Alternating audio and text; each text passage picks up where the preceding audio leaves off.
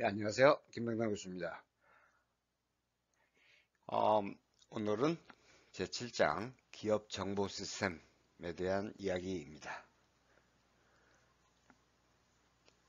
지난주에, 이번 주에 앞에서, 뭐, 기념일이 많이 있죠. 어린이날. 여러분들 어린이날이라고 해서 선물 받을 날 지났고, 또 선물을 줄 어린이도 대체로 없을 거고, 그래서 별 관심 없이 지나갔는지 모르겠지만, 어버이날은 어떻게 챙겼는지 모르겠네요. 또 불교 신자들한테는 아주 경사스러운 날이죠. 부처님의 탄신을 축하하는 날이 이번 주에 있었습니다. 그런데 정말 중요한 이야기는, 여러분한테 하고 싶은 얘기는, 새 정부가 이번 주에 출범을 하죠. 그런데 이 새 정부가 이 출범에 있어서 여러분들이 지지를 했던 지지를 하지 않았던 우리나라가 잘 굴러가야 합니다. 그래서 우선 비판적 지지를 해주시고 잘 되기를 여러분이 지켜봐 주시는 것이 매우 중요합니다. 저희 때는 제가 여러분 만났을 때는 아주 심각한 독재가 있었던 시대였어요. 그래서 정부를 비판하는 것은 지금 북한에서 있었던 것처럼 김정은을 비판하는 것만큼 그렇게 처벌을 받았어요. 아주 불행한 시대였죠. 저희들한테는. 그래서 저희 친구들은 굉장히 많은 제 친구들이 감옥에 갔었고, 경찰서나 또는 정보기관에 끌려가서 많이 맞았죠. 그게 우리 시대에 있죠. 지금 여러분들은 그런 일이 없지 않습니까? 지금 여러분들이 스스로, 우리 스스로 대통령을 선택을 했고, 그래서 이 정부가 민주적으로 잘 굴러가기를 지켜봐야 되겠습니다. 물론 여러분들이 대통령 선거할 때 다 투표를 했을 거라고 생각했지만은 또 곧 지방선거가 있습니다. 지방선거, 지방의 자치단체 장을 뽑고 그거에 견제기관인 의회, 지방의회 의원을 선택하는 투표 선거를 합니다. 그러니까 지방자치단체 장들은 여러분들이 조금 알려진 사람들이 나와서 선택하기에 그리 어렵지 않을지도 모르지만 지방의회는 그렇지 않죠. 국회의원들은 좀 알려진 사람들이지만 지방의회 의원들은 그렇지 않을 수 있죠. 그러나 가능한 관심을 가지고 어떤 사람이 우리 지역사회를 위해서 잘할 것인가 이런 것들을 생각해서 선택을 하는 것이 매우 중요합니다. 또 옛날 얘기를 돌아간다면 옛날에는 지방의회의 장들, 지방의회는 있지도 않았고 지방자치단체 장들을 대통령이 임명했어요. 그래서 부산시장도 대통령이 임명하고 진구청장도, 남구청장도, 동래구청장도 다 대통령이 임명을 했습니다. 엄청난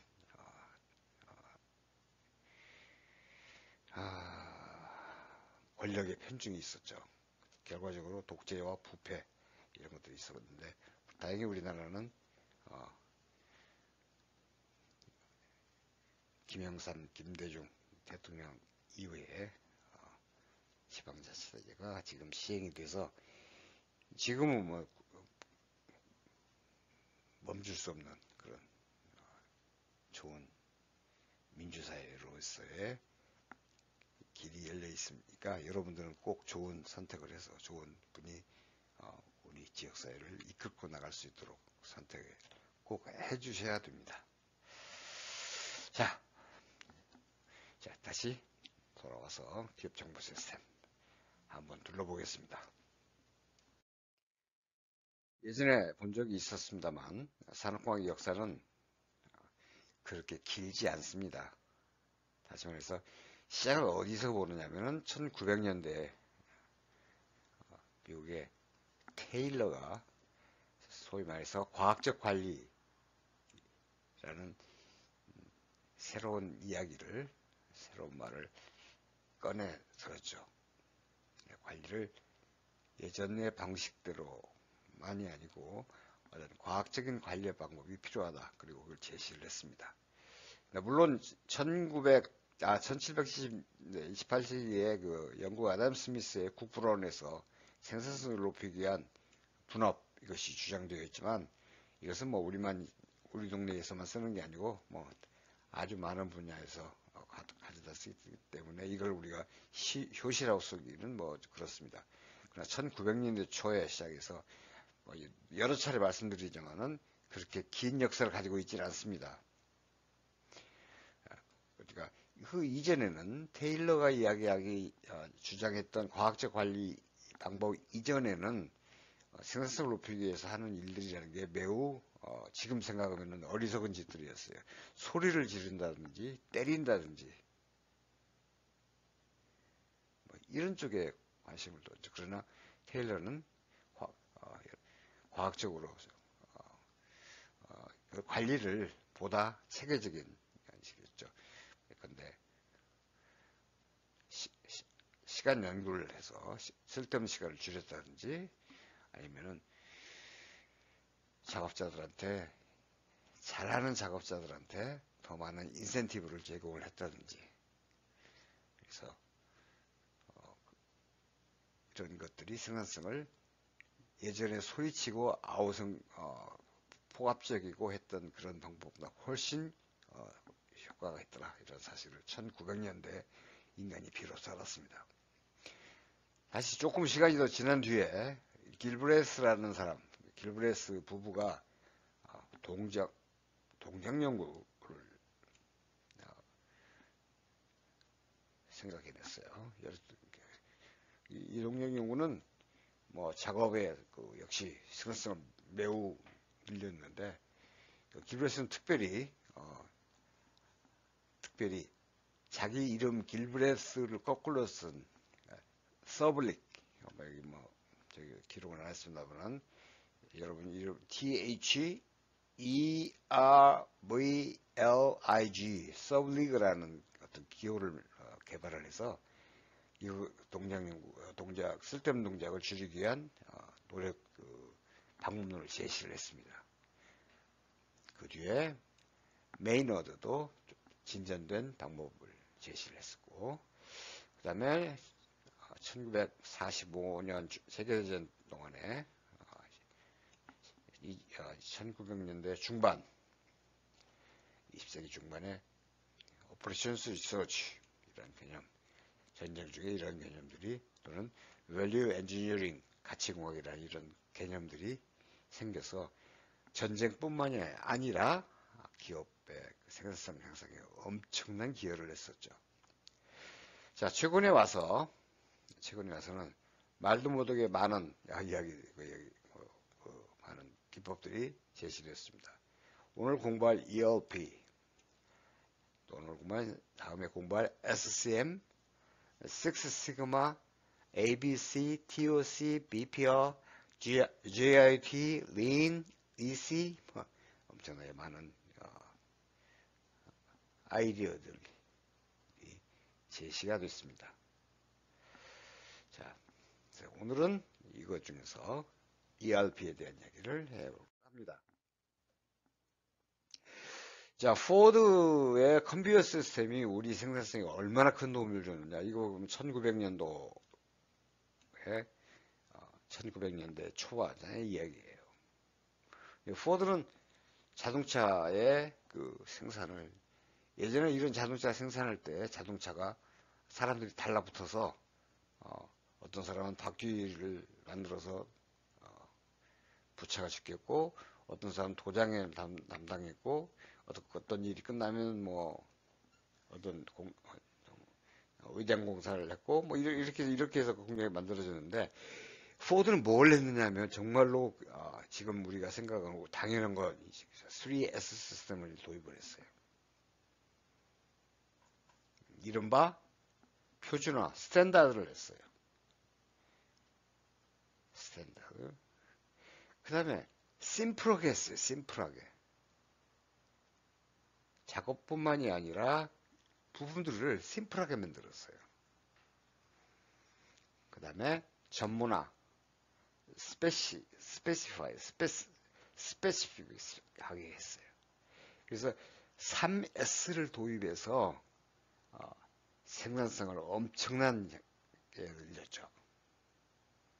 다시 말해서 standardization, simplification, specification 이 3S를 해서 자동차가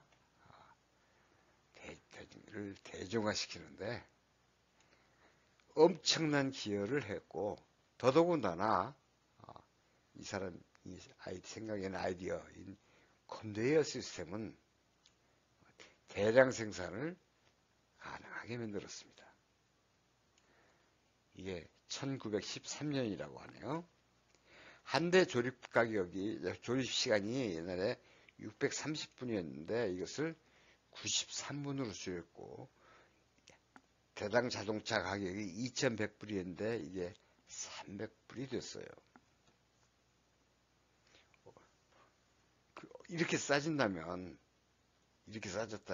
그것도 단시간 내에 이렇게 빨리 자동차를 만들어서 이렇게 싸게 공급했다면 자동차의 대중화가 되는 것은 뭐 시간 문제죠. 지금 자동차가 집집마다 대부분이 다 있죠. 가족의 수보다 자동차의 수가 우리나라에 훨씬 많습니다. 그러나 자동차 가격이 싸졌기 때문에 이게 가능한 것이지 그 자동차 가격이 비싼 경우에는 이건 뭐 상상할 수도 없는 거죠. 아마 제가 잘 모르겠습니다만은 이때 1900년 초의 자동차의 가치는 지금 우리가 쓴 헬리콥터의 가치보다 조금 덜하지 않았을까 이런 생각을 해봅니다. 그 정도의 가치가 있었던 거예요.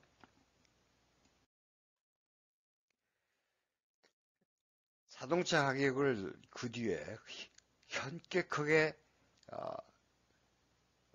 더 가격을 싸게 만든 자동차를 싸게 만든 기업은 일본의 토요타입니다. 일본의 토요타는 어떤 아이디어를 가졌냐면 모든 웨이스트 낭비를 제거하자 그런 캐치프레이즈를 가지고 했었는데 이게 상당히 동양적 사고방식이에요. 우리는 동양에서는 뭘 같이 하자라고 해서 같이 한다고 생각하면 같이 할 수 있잖아요. 그런 사고를 가졌지 않습니까? 좋든 나쁜 그런 사고를 가지고 있어요. 그래서 이걸 모든 낭비를 제거하자는 캐치프레이즈를 했는데 전 공장의 사원들이 이러한 생각에 같이 동감을 해서 모든 낭비를 제거하는 그 회사 방침과 회사의 정책 또는 시행 방법 이런 것을 잘 따라주었습니다. 자, 기본적인 게 뭐냐면 이 토요타의 기본적인 그 낭비는 어디에서 발생한다고 생각했냐면 너무 많은 재고에서 있다. 또는 어떤 제품이 생산돼서 그 다음 과정으로 넘어가는데 어떤 특별한 데서 기다림이 발생한다. 다시 말해서 앞에서 말씀드렸다면 큐가 발생한다. 또는 웨이팅이 발생한다. 이런 것들을 줄이는 것이 큰 돈이 된다는 것을 토요타는 생각을 했었어요. 그래서 필요한 곳에 꼭 필요한 물건이 필요한 시간에 도착해야 되는, 너무 일찍 와서도 안 되고 너무 늦게 와서도 안 된다는 거죠. 그래서 just in time을 하자. just in time. 제때 도착하자. 필요한 것이 제때 있자. 근데 이게 얼마나 어렵겠어요. 모든 시스템들이 그렇게 같이 움직여요. 같은 시간에, 필요한 시간에, 꼭 그 시간에 와서 그 다음 작업을 시행할 수 있다는 게 얼마나 어렵겠어요. 그런데 토요타는 이걸 해냈거든요. 또 이 시스템을 또 어떻게 얘기를 할 수 있냐면 풀 시스템으로 하자. 풀이라는 건 뭐예요? 푸시는 반대 개념으로 푸시는 미인인데 이것은 끌어당기는 거예요. 다시 말해서 내가 일이 다 끝났다 하고 그 전 단계의 공정에 끝난 사람한테 잡아다니는 거죠. 그 일거리를. 그러니까 일이 어디 와서 기다리지 않고 내가 잡아당길 때 오는 내 전 단계의 공정이 잡아다녔을 때 오는 그런 풀 시스템이에요. 또 이걸 뭐 어떻게 얘기를 하냐면 lean manufacturing이라고. lean이라는 건 아주 다이어트가 잘 된, 그러니까 훌쭉한, 뭐 그렇다고 해서 뭐 영양실조에 걸리는 그런 게 아니고 건강하면서 군살이 없는 그런 뜻이죠. lean. 그래서 공장 체계를 이렇게 만들자. 이것들을 총망라해가지고 사람들은 토요타 프로덕션 시스템이라고 얘기를 합니다. 대성공을 얻습니다. 전쟁에서 진 일본이 절대 이길 수 없는 미국의 자동차 회사들 제치고 세계 제1의 자동차 회사로 등극을 합니다. 그리고 토요타가 만든 이 토요타 프로덕션 시스템은 모든 자동차 회사들이 따라가야 할 아주 교과서가 됐습니다. 그리고 미국의 자동차 회사들은 몰락을 하게 돼요. 제너럴 모터스도, 앞에서 말씀드렸던 포드도, 또 제3의 자동차인 크라이슬러도 다 적자의 허덕입니다. 그리고 대신 토요타를 빨리 흡수한 다른 일본 자동차 회사들이 전 세계를 점령을 하게 됩니다. 그래서 반면에 이제 이렇게 잘 나가다가 2000년대 들어와서 토요타의 큰 위기가 닥치게 되는데, 그런 것들은 뭐 또 다음 스테이지에서 여러분이 공부를 해주시기 바랍니다. 재빨리 토요타 시스템을 공부한 우리나라 옆에 있는 굉장히 유리한 입장이 있죠. 옆에 있으니까. 처음에는 일본 자동차의 부품만 생산했던 우리 생산기지들이 스스로 자동차를 만들기 시작했습니다. 그래서 지금은 전 세계 자동차 생산량 5위가 되는 큰 자동차 프로듀서가 됐죠. 우리나라 자동차 시장은 뭐 앞으로 좀 더 잘 되리라고 그렇게 생각을 합니다. 자, 토요타 프로덕션 시스템에 대한 간단히 말씀드리고 여러분들이 앞으로 많이 배울 그런 기회가 됩니다. 참고로 토요타 프로덕션 시스템은 자동차 회사에서만 운용되는 게 아니고 모든 생산 제조 회사에서 다 참고로 하는 아주 교과서적인 시스템이라는 사실을 다시 한번 설명드립니다.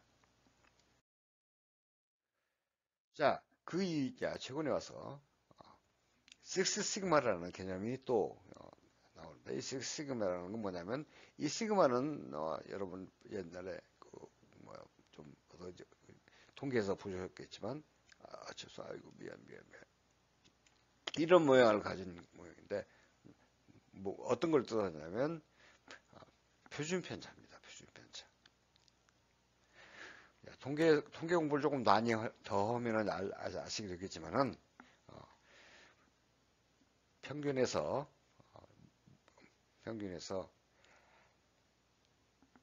3시그마 안에 들어가는, 그러니까 평균에서 3시그마를 플러스하거나 또는 평균에서 3시그마를 제외하는 그 안에 그 범위에 들어가는 죄송합니다.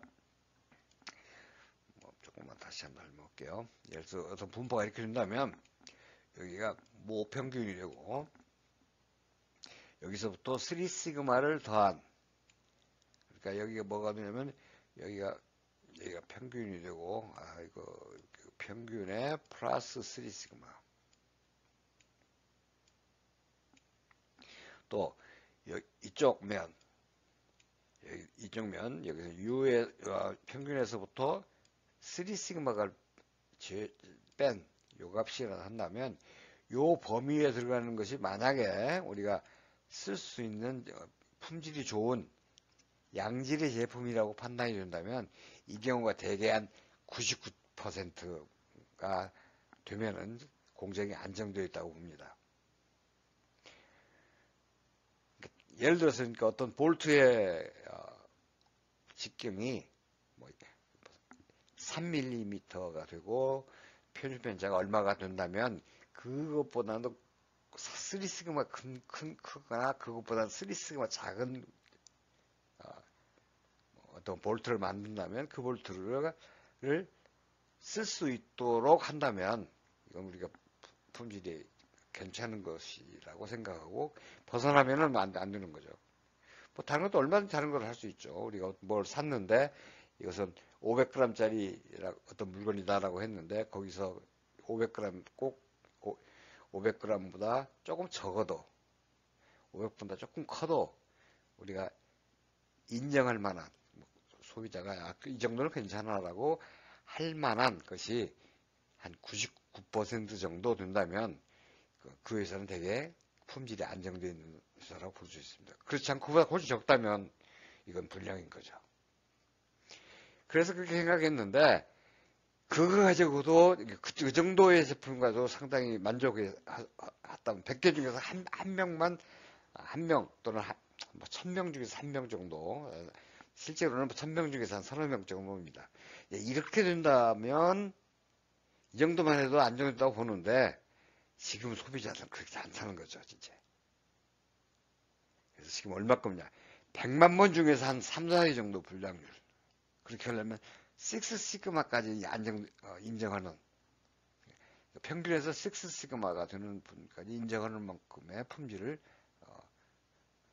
만들어야 되겠다 하고, 지금은 6시그마를 주장하고, 우리는 6시그마 제품을 생산합니다라고 표방하는 회사들이 생기기 시작을 했었는데, 이런 운동들이 캠페인으로 실질적으로 뭐 최고 얼마 10년 전까지도 엄청나게 그 사회가 식스시그마 무브먼트가 있었습니다.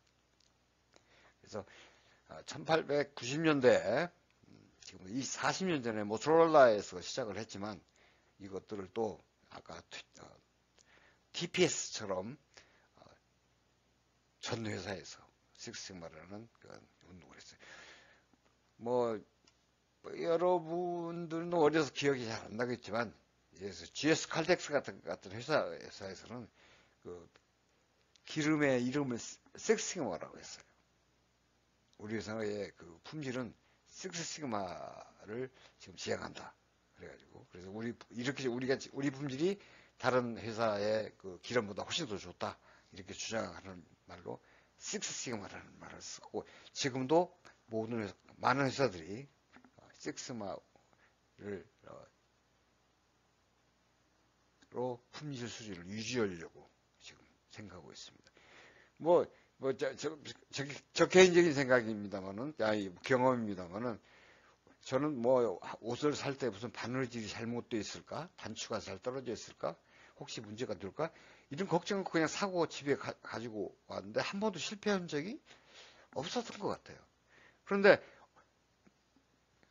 아주 몇 년 전에 제 중국 친구하고 중국 여행을 하면서 중국 가게에서 옷을 하나 사려고 옷을 뭐 백화점에 들린 기념으로 옷을 하나 사려고 제가 딱 집어서니까 이 중국 친구가 뭐라 하냐면 옷을 유심히 다 보는 거예요. 바느질이 어디 잘못되어 있는지 단추 떨어져 있는지. 그래서 깜짝 놀랐어요. 아 여기는 6시그마가 아니고 3시그마도 아니고 2시그마나 1시그마가 되나? 그런 품질을 만드는구나 이렇게 생각을 했어요. 그 친구는 그게 아주 몸에 딱 배어 있더라고요. 우리가 훨씬 좋은 품질의 사회에서 살고 있던 거죠. 자, 정보통신기술의 발전, 기업한 게 어떻게 되느냐. 많은 것들이 그 생산성을 높이기 위한 방법들이 많이 개발되어 있지만 1900년 이후에 많은 개선이 있었지만은 정말로 급격한 너무나 빨리 움직이는 것이 정보통신기술이죠. Information Technology, ICT예요. 그런 기술이죠. 그래서 뭐 제가 여러분들한테 이 얘기를 필요도 없겠지만 이 그래프에서 보시다시피 데이터 양 엄청 늘어나고 있죠. 지금은 이보다 훨씬 더 빨리 늘어났던 거, 훨씬 빨리 늘어나고 있어요.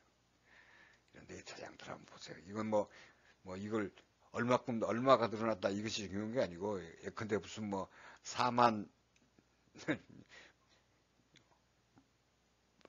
한 2나 3이었던 것이 4만이 됐다. 그게 중요한 게 아니고, 엄청나게 늘어났다는 사실이 중요한 거죠. 앞으로는요, 더 급격히 늘어나죠. 근데 이걸 가능했던 것은 뭐냐? 컴퓨터 기술이에요. 컴퓨터 기술.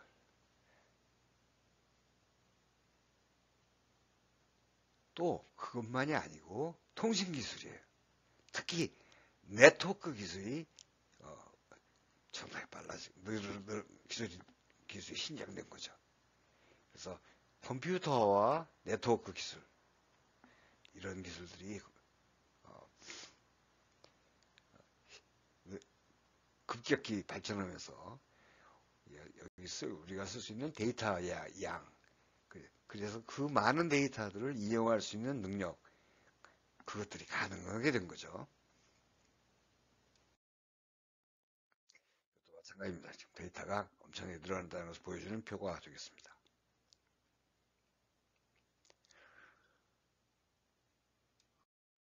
앞서서 봤던 정보기술, 통신기술 또는 그거의 융합인 정보통신기술의 발전은 새로운 기업 환경에 관리 시스템이 출현하게 됐는데, 그 이름하여 ERP, 기업 정보 시스템이라고 있습니다. 이 기업 정보 시스템은 기업 내에 있는 모든 펑션들, 그런 기능들, 다시 말해서 돈에 관련된 문제, 인간 관계에 관련된 문제, 제조 시스템, 그다음에 뒤에 공부를 하겠습니다만은 supply chain에 관련된 문제, 물류 흐름 얘기예요. 세일즈와 마케팅에 관련된 문제, 그다음에 customer relationship에 대한 관리, 이런 모든 관리들을 다 묶어서 ERP라고 이름을 가진 이러한 새로운 관리 시스템이 대두됐습니다.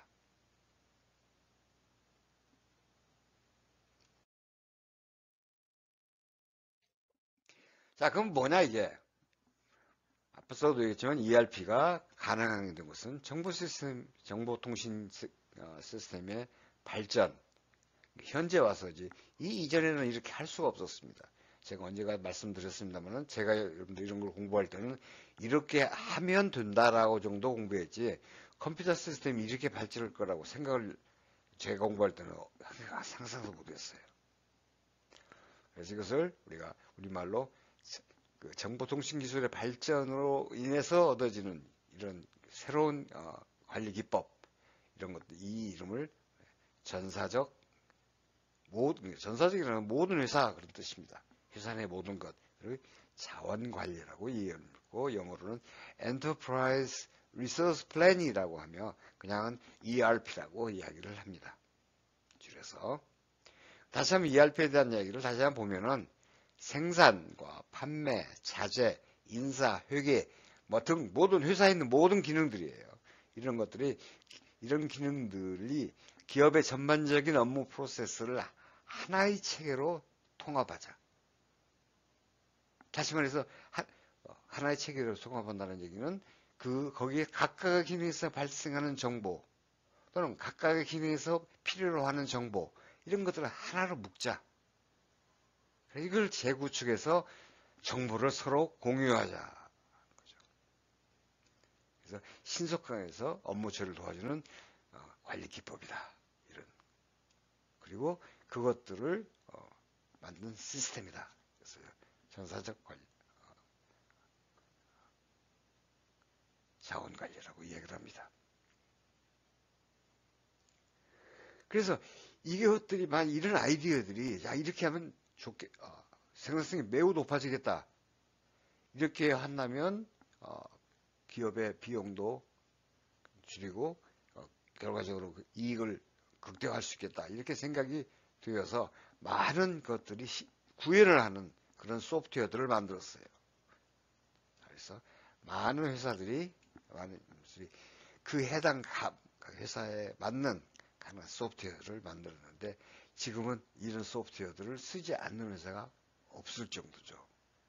여러분들이 우리 이게 대중적인 소프트웨어가 아니어서 여러 가지 어디에서 선전을 해서 마케팅을 한다 해서 우리가 이렇게 쉽게 접할 수 있는 것은 아니고, 다만 제가 어디 보니까 YTN인가 어디에서 광고를 하는 ERP 소프트웨어를 광고하는 그런 걸 본 적이 있어요. 다른 데서는 본 적이 없습니다. 그래서 이것들이 아주 많은 여러 경쟁력이 있는 소프트웨어 회사들이 만들어가지고 기업에 팔고 있고, 기업들은 그걸 사서 또 가서 자기 회사에 맞게 커스터마이즈를 하죠. 자기 회사에 맞게 커스터마이즈를 해서 쓰고 있는 그런 솔루션입니다. 그렇다고 해서 이게 마이티는 아니에요. 모든 것을 다 할 수 있는, 모든 걸 다 해낼 수 있는 그런 능력을 가진 건 아니거든요. 아까 전에도 말씀드렸습니다만은 우리 회사에 커스터마이즈가 잘 안 되어 있으면, 또는 우리 회사의 시스템이 표준화나 아까 얘기한 표준화가 잘 안 되어 있으면, 정보의 흐름이 잘 안 되는 회사라면 이런 거 아무리 이런 거 사서 써도 쓸모없습니다. 다시 말해서 산업공학 담당자들이 이런 시스템들을 잘 만들어준 다음에 이런 플래닝, 이런 시스템들을 사서 써야 되죠. 그건 여러분들이 해야 할 아주 중요한 책무들입니다. 또 ERP 분야에 여러분 선배들이 엄청나게 많이 신청해서 일을 하고 있습니다. 자, ERP 역사를 잠깐만 볼게요. ERP라는 말은 처음에부터 생기는 아주 옛날에 있었던 게 아니고, 옛날에 우리가 이런 아이디어가 있었어요. 자재 소유 계획을 세워야 되겠다. Material Requirement Planning이 필요하겠다라고 생각을 했었어요. 70년대 이야기입니다. 다시 말해서 예전에는 뭘 만들 때 필요한 것들을 그 필요한 부품들이나 필요한 재료들 이런 것들을 완벽하게 갖춰놓고 생산을 하지를 않았었어요. 뭘 하다가 부품이 없네? 그러면 다시 시장에 가서 다시 구입을 하다가 또 만들다가 또 기다렸다 하다가 이렇게 해서 시간이 굉장히 오래 걸렸는데, 대량 생산으로 가면서 이렇게 해서는 도저히 수익을 맞을 수가 없고 경기에서 이길 수 없다는 생각을 하게 된 거죠. 그래서 미리 이제 자재 소요 계획을 만들어서 필요한 자재가 언제 얼마나 많은 양으로 얼마의 품질 수준을 유지하면서 어느 정도의 가격으로 이런 것들을 미리 준비해야 할 필요성을 느꼈어요. 여러분들 지금 다 그렇게 하니까 당연한 걸 그때는 왜 생각을 못했을까 이런 생각을 할지 모르지만은 인간이 그렇게 똑똑하지 못했었습니다. 다시 말해서 이런 것들을 미리 알아야 할 계획서가 필요했었어요. 플래닝이 있어야 되겠어요. 그러니까 자재 소유계에는 플래닝이 있어야 되겠는데, 이것들이 1980년이 되면서 자재만 해가지고는 안 되겠더라, 이게. 자재만 하는 게 갖고는 안 되고, 전체 매뉴팩처링에 관련된 모든 자재. 그러니까 아까 얘기한 머추리얼이라는 말이 매니팩처링 리소스란 말이에요. 그 대신 그 범위가 확대되는 거죠. 머추리얼이 아니고 매니팩처링 리소스를 플래닝해야 되겠더라. 그런 생각을 해서 거기까지 다시 더 넓은 의미로 이 계획서가 필요했었어요. 그거 갖고 안 되고 1990년대 와서는 회사 전체에 있는 거 모두 있는 것이라 있는 모든 펑션들, 그러니까 제조하는 데 필요한 것만이 아니고 설계도 중요한 거고 마케팅도 중요한 거고 세일스도 중요한 거고 웃기지 마. 돈이 더 중요한 거야. 아니야. 소비자들의 마음가짐이 얼마나 중요한데 이래가지고 모든 펑션들을 다 고려한 새로운 시스템이 필요하겠다. 이런 생각을 해서 ERP라는 게 생겨났습니다. 다시 한번 ERP에 대한, MRP에 대한 그 얘기를 다시 한번 보면 MRP는 이런 얘기를 했어요. 이런 거. 주요 목적이 자재 소유 계획이 뭐냐? 자재 소유 계획이 미리 시작할 때 전에 충분히 앞서서 만들어져야 되겠다. 그래야 자재 수급을 미리 준비할 거 아니겠습니까? 그래서 목적으로는 자재 조달 계획의 최적화를 통한 생산 공정의 원가 절감을 하자. 이런 생각을 했었고, 여기에 의해서 만들어진, 쓰고 있는 정말 중요한 테크닉 결과들이 제품 구성 정보, Bill of Material 또는 BOM이라고 하는 이런 것들이 만들어져야 됩니다. 그래서 그 다음에 나중에 좀 공부하시겠습니다만 표준 공정도 또는 기존 생산 계획, 남는 게 있겠죠? 재고에 대한 기록, 이런 것들을 개발돼서 공장에 쓰고 있고, 이 중에 상당 부분이 다 쓰고 있습니다. 지금도. 그만큼 중요한 정보 관리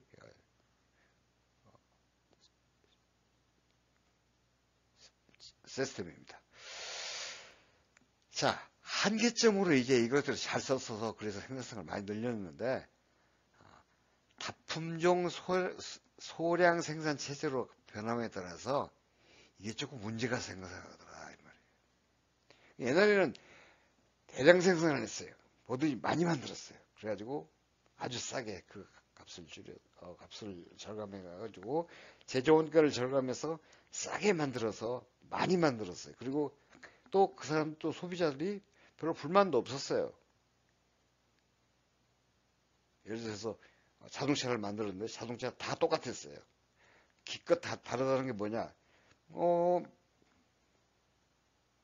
색깔 달라지고 뭐가 달랐을까요?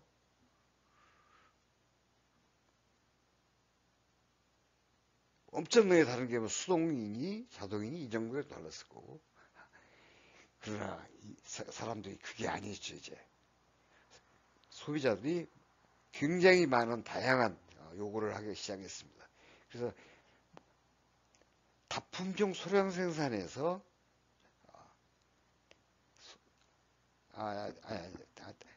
단일 분목 대량 생산에서 다품종 소량 생산 체제로 바뀌게 되니까 새로운 개념이 필요했어요.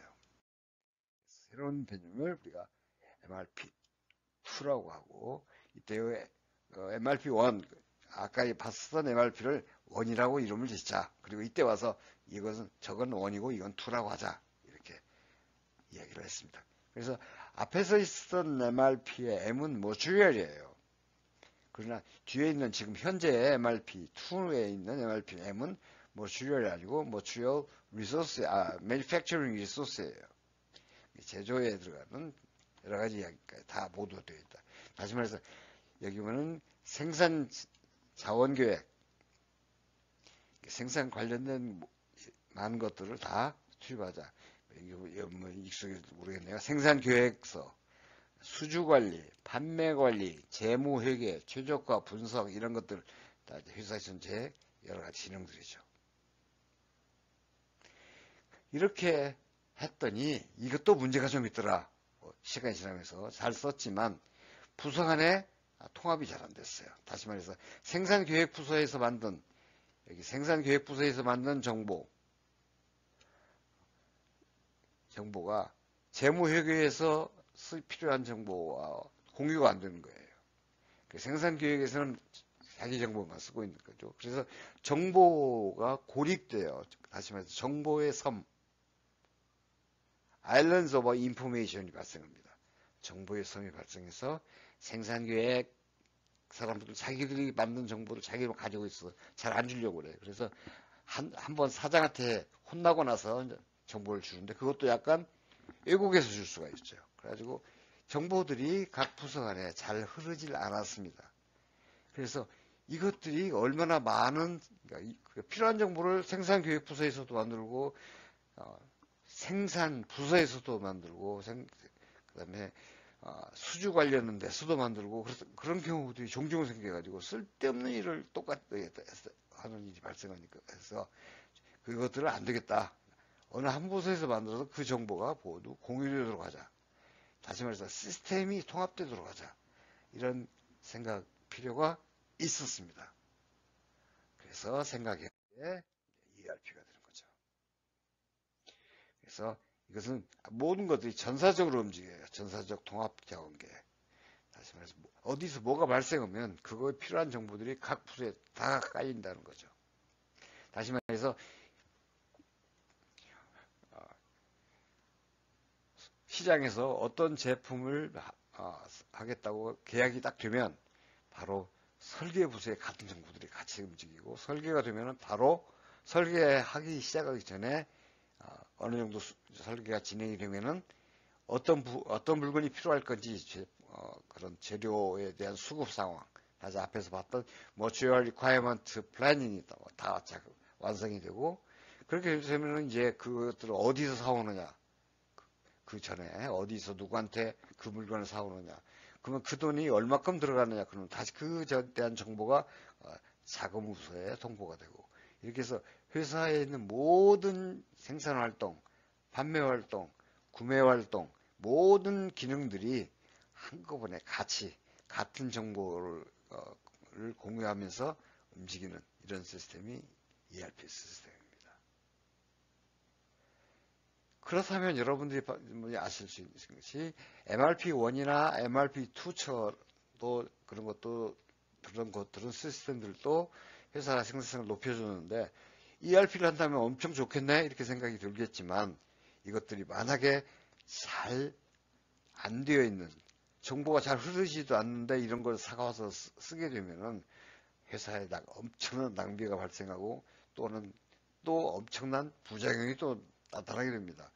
그래서 모든 정보가 잘 흐를 수 있는 그런 통로들이 잘 만들어진 후에 이런 MRP나 ERP 이런 시스템들이 구비되어야 한다. 이것을 다시 한번 말씀드립니다. 자, 지금 만들어진 많은 ERP 제품들이에요. 여러분은 이제 익숙하지는 않을 것 같아요. 그래서 왜냐하면 그 회사 내에서만 쓰고 있고 그 회사 내에서도 엄청나게 비싼 고가의 소프트웨어들이거든요. 회사를 전체를 컨트롤하는 소프트웨어들이 지금 여기에 지금 있는데 익숙하지 않겠지만 아니면 여러분들이 회사에 가서 이제 일을 하시게 되면은 이런 소프트웨어들이 매우 익숙해지는 지금 자동차 회사 자동차 그 모형만큼이나 소나타 무슨 뭐 K2가 있나요? 또 뭐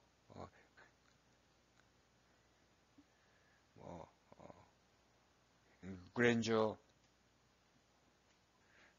제너시스 이런 것처럼 익숙해지는 것처럼 이 ERP 시스템에 대해서 여러분이 익숙해질 거라고 생각합니다. 자, 특징은 뭐 통합이 굉장히 중요하죠.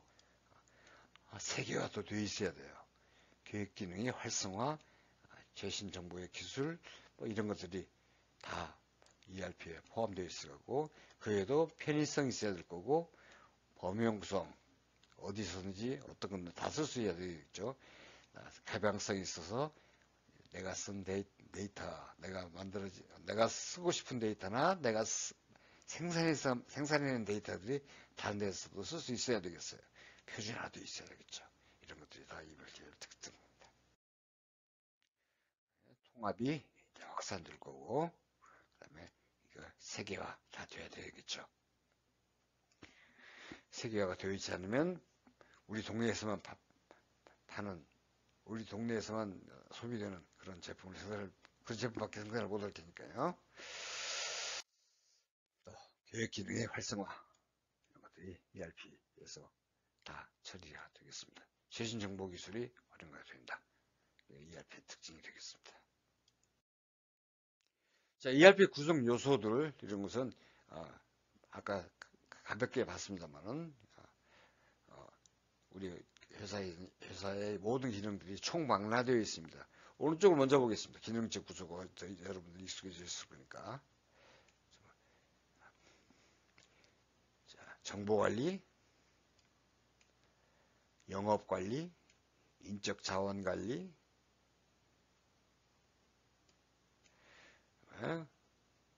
공급망 관리, 아까 이건 SCM이에요. 계획관리, 생산계획, 세우고 생산을 해야 되겠죠. 자, 재무관리, 동관리 해야 되겠습니다. 생산관리, 제조실행, 원가 통제, 이렇게 있는 것은 모든 제조회사들의 일반적인 모든 기능들이 지금 이렇게 되어 있습니다. 이런 것들을 기술적으로 있는 것은 이건 ERP 기술적인 문제예요. 미들웨어 구축, 개발 지원 도구, 이런 등등등등 이런 것이 기술서가 되겠습니다.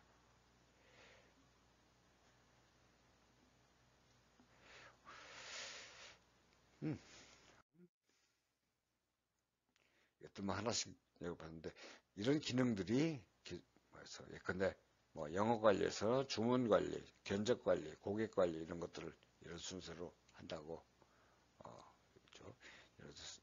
이런 것도 하나하나가 다 관리되어야 되겠습니다. 중요한 것은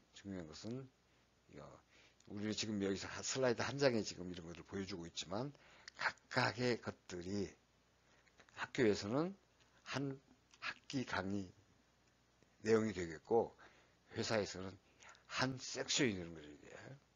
근데 영어관리부가 있을 거고 그다음에 뭘 정보를 관리하는 그런 부서가 있을 거고 공급망 관리하는 부서, 생산을 관리하는 부서, 실제 생산하는 부서 등등등 이런 것들이 굉장히 큰 시스템들입니다. 아마 여러분들이 어떤 공부를 할지는 모르겠지만 어떤 공부를 할지 모르겠지만 이것 하나하나가 다 한 강좌 최소한 3학점 되는 그런 대학에서 공부를 수도 있을 거고 여러분들이 이 중에 어디에 가서 일을 하겠죠. 만약에 회사에서 취직을 한다면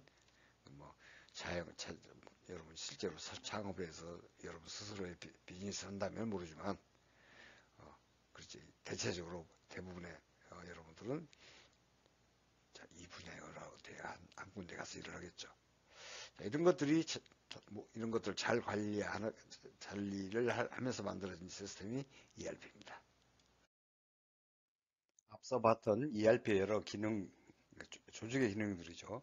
여러 기능들을 묶는 몇 가지의 그 관리 시스템들이 있는데 그 중에 몇 가지만 설명을 드리겠습니다. 그중 첫 번째로 Supply Chain Management가 있습니다. 이것은 우리말로 공급망 관리라고 하고 줄여서 SCM이라고 그냥 라고 부릅니다. 자, 이건 뭐냐면 자재 공급에서 최종 소비까지 전체 공급망을 다루는데 이때 고객 대응성을 높임으로써 고객의 편의를 증진하면서 전체 공급망이 최소 비용으로 효율적으로 운영될 수 있도록 관리하는 기법과 개념입니다. 예컨대 예전의 개념으로서의 자재 관리 또는 재료 같은 자재 소요 계획 이런 것들을 더 확장시킨 그런 시스템이에요. 그래서 이 SCM 시스템은 공급망에 참여한 전체 기업들 간의 생산 능력, 일정 계획, 재고 정보 및 수요 예측 정보를 공유함으로써 전체 추적화를 달성하게 됩니다. 중요한 것은 공유라는 개념이에요. 그래서 예컨대 일반적으로 공급 사슬이라는 게 우리가 제조하는 사람이 필요한 재료를 요청을 하면은 부품 공급업자들이 한테 요청을 하겠죠. 그러면 이 부품 공급업자는 그 다음 섹션, 다음 페이스에 공급이나 부품 제조업자들한테 주문을 하게 되고, 그 다음 마찬가지로 또 그 다음 단계를 그렇죠. 이렇게 공급 사슬이 만들어지고, 이 제조업자가 만든 제품은 다시 이제 도매업자한테, 그 다음 단계인 소매업자한테, 또는 그 다음에 최종 소비자한테 이렇게 전달이 되겠습니다. 그래서 이것들이 이제 이런 공급 사슬이 있는데, 전체적으로 보면은 예전에는 이 내부에서에 있는 회사 내부에서의 물류 흐름만 관리를 했었는데, 서플라이 체인 매니지먼트에서는 조달, 제조, 배송, 반송 이런 전체 또 만들어진 후에 후위 단계인 조달, 제조, 배송, 반송 이 관계를 전체를 관리하는 그런 시스템으로, 그런 관리 체계로 보시면 되겠습니다. 그래서 요즘에 아주 핫한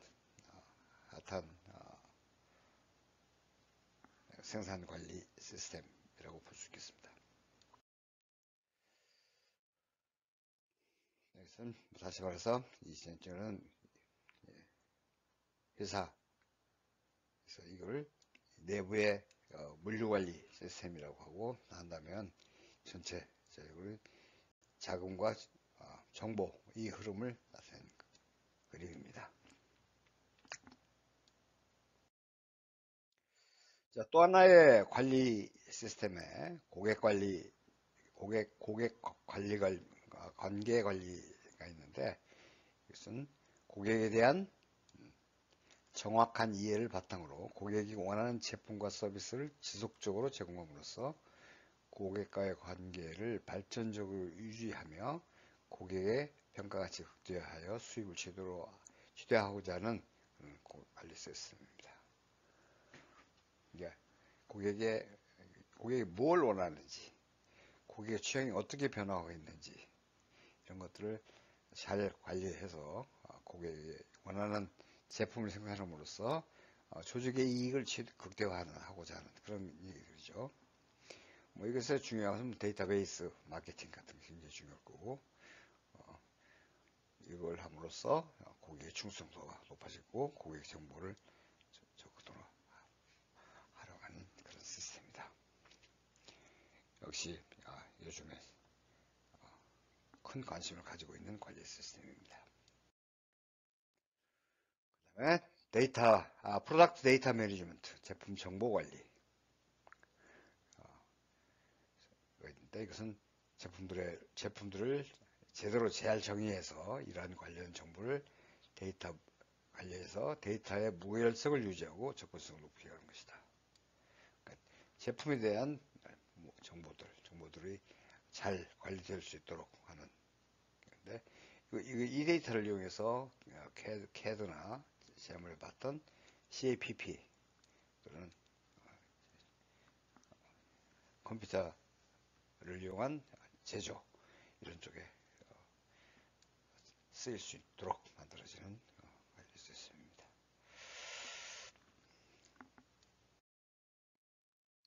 자, 이것들을 가능하게 하는 또 하나의 개념이 뭐냐? 뭐냐면 데이터 웨어하우스인데 웨어하우스는 창고라는 뜻이죠. 데이터 창고예요. 네. 이런 것들을 하기 위해서는 엄청난 많은 데이터들이 필요하는데 이 데이터를 축적하는 기술이 굉장히 중요하게 되겠죠. 왜냐하면 그 양이 엄청나기 때문이에요. 그러니까 우리는 예전에는 어떻게 했냐면 데이터들을 필요한 데이터만 모으고 필요하지 않은 데이터들은 전부 폐기를 했어요. 그래야만이 새로운 데이터들을 또 다시 저장할 수 있으니까. 그런데 지금은 이제 물론 그런 프로세스도 해야 되겠지만 폐기라는 프로세스도 해야 되겠지만 데이터의 저장 기술이 발달해 가지고 그 가능한 많은 데이터들이 축적돼서 거기서 얻어지는 정보를 잘 유용하게 쓸 수 있도록 하는 그런 기술이에요. 그래서 분석을 위해서는 데이터가 분석 목적에 적절한 형태나 내용을 갖출 수 있도록 만들어야 되고 당연히 그렇게 되겠죠. 방대한 데이터를 위한 저장 시스템 이런 것들이 데이터 웨어하우스입니다. 다시 말해서 데이터를 저장하는 능력들이 예전에 비해서 상상할 수 없도록 커져서 데이터 저장이 실제로 가능해졌다. 그래서 그 데이터 저장이 대량 데이터를 저장을 가능하기 때문에 저장된 데이터에서 우리는 보다 많은 정보들을 추출해서 쓸 수 있다, 가공해서 쓸 수 있다 그런 얘기죠. 이런 시스템이 또 필요하게 됩니다. 데이터 웨어하우스죠. 데이터 웨어하우스의 그 특징은 주체지향적이다. 그러니까 어떤 주제를 가지고 제대로 모여져야 할 것이다. 그 다음에 이것은 통합적이 되어 있어야 할 것이다. 통합적이라는 것은 나중에 다음에 쓸 수 있게 잘 리시브를 할 수 있도록 쓸 수 있는 것들 잘 꺼내 쓸 수 있도록 검색이 쉬울 수 있도록 이런 것들이 통일되어 있어야 할 것이다. 그 다음에 비발송해야 한다. 새로운 데이터가 들어오면은 그 데이터가 없어져서는 안 되고 그런 데이터는 계속해서 축적되어야 된다. 그렇죠? 시간 변동적이어야 된다. 시간대 이후 혹은 이전 데이터도 계속 축적해야 된다. 그러니까 모두 모아놓는 거죠. 자, 이렇게 되면 이제 데이터가 많이 모아지면은 다음 문제는 데이터를 잘 꺼냈을 수 있는 검색할 수 있는 그런 기술의 필요성도 대두될 것이고 그 다음에 이 꺼낸 데이터들을 어떻게 가공해서 쓸 수 있느냐 그런 데이터의 활용한 방법 이런 것도 새로운 그런 기술이 또 요구를 하겠죠. 자, 그런 것들도 생각해서 만들어진 시스템이 데이터 마이닝입니다. 이 데이터 마이닝이라는 것은 채굴이라는 뜻이죠. 그러니까 데이터에 있는 데이터를 채굴하는 게 아니고 데이터 속에 숨어 있는 어떤 중요한 것, 가치 있는 것, something valuable한 것들을 찾아내는 그런 기술이에요. 데이터를 채굴하는 게 아니고 그래서 대규모 데이터를 쌓아놨는데 데이터 웨어하우스에 대규모 데이터가 있는데 기존에 발견되지 않았던 데이터 간에 상호관계를 분석할 수 있다. 그전에는 이제는 몰랐는데 새로운 것. 제가 지난번에도 말씀드렸던 걸로 기억이 나는데 제가 젊었을 때 스트레스를 받으면 암이 발생한다.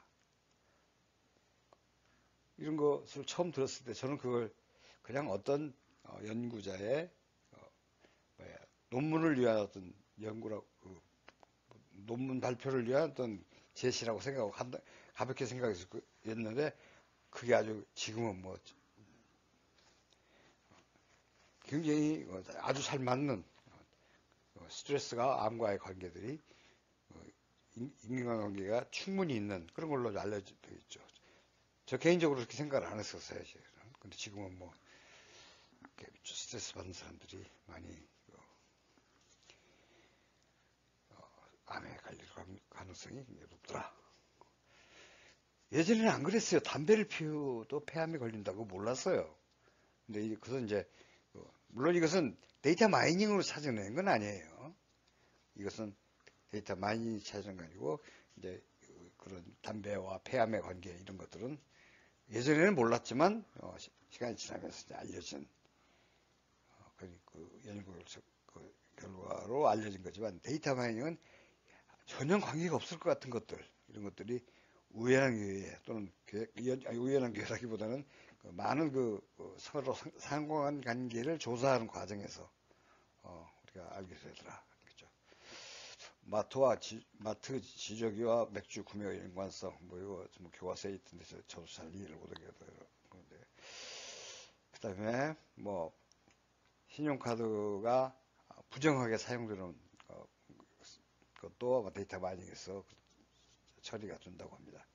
그다음에 종양의 악성, 양성 이런 판별을 이까지 관계 어떤 것도 다른 것 어떤 것이 변화한 것이 보면은 그 변화의 암 부위가 이 암이 이게 암이냐 아니냐 이것을 판별하는 데 도움이 된다고 그래요. 반도체, 불량품, 자동검색 장치 등등등 것들인데 중요해서 데이터 마이닝은 이미 알려져 있는 걸 찾는 게 아니고 우리가 이제까지 몰랐던 어떤 새로운 지식들, 몰랐던 것들의 연관관계를 찾아내는 그런 데이터 시스템입니다. 여러분도 많이 들어봐서 그렇게 낯설진 않을 거라고 생각합니다.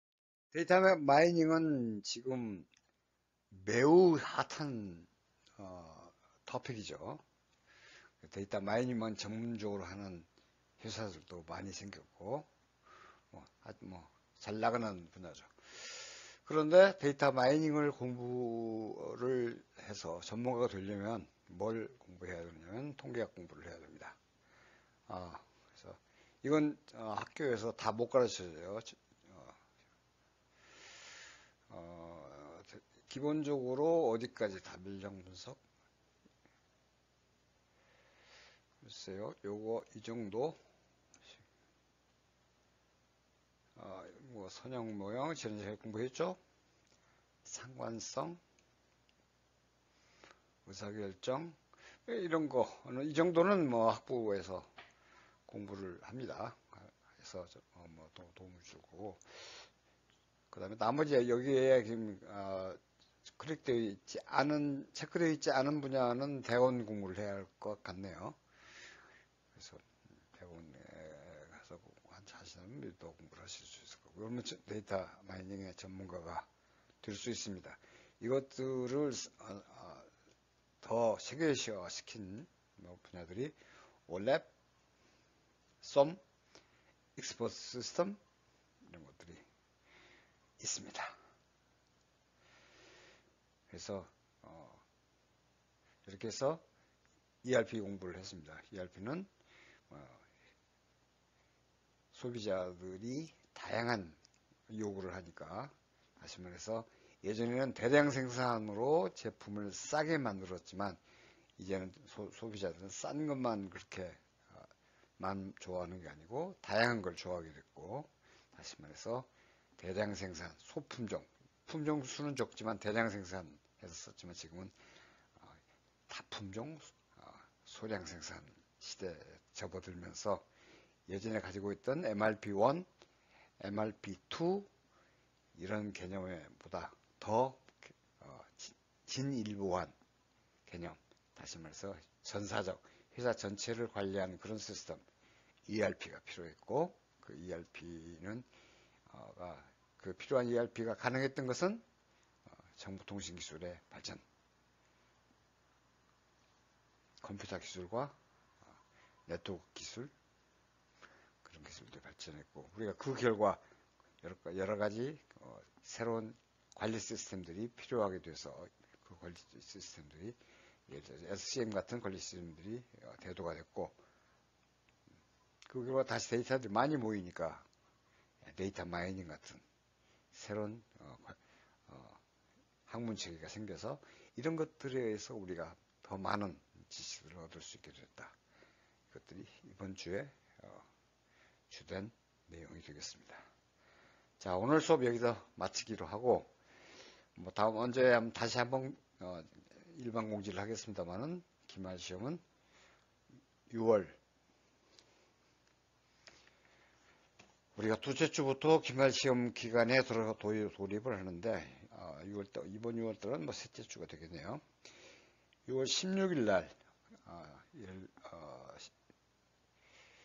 오후 3시에, 지난번처럼 오후 3시 1시간짜리, 시험 장소는 가원관 209호실에서 시험을 보겠습니다. 그런데 뭐 중간고사 결과가 나쁘게 받은 친구들은 기말 시험을 좀 잘 봐야 되겠죠. 기말 시험은 그렇게 어렵게 출제할 생각은 별로 없습니다. 그래서 여러분들이 이것들을 뭐 달달달 외워갖고 쓰는 게 아니고, 그래서 전체적으로 흐름, 우리가 달달달 외워 쓰면서 다음 2학년, 3학년 가서 공부를 뭐 하게 될 것으로 생각이 되고, 여기서는 전체적 흐름, 이런 것들만 제가 물어볼 생각이니까, 이 슬라이드, 이 파일이 없어지기 전에 전체적으로 간단히 메모해 놓고 그 메모원 결과를 시험에 보면 되는데, 제 생각으로는 메모만 제대로 되어 있으면 하루 정도 공부하면 만점 맞을 수 있을 거라고 생각이 됩니다. 자, 오늘 수업 여기서 마칠게요. 들어줘서 대단히 고맙습니다. 감사합니다. 안녕히 계세요.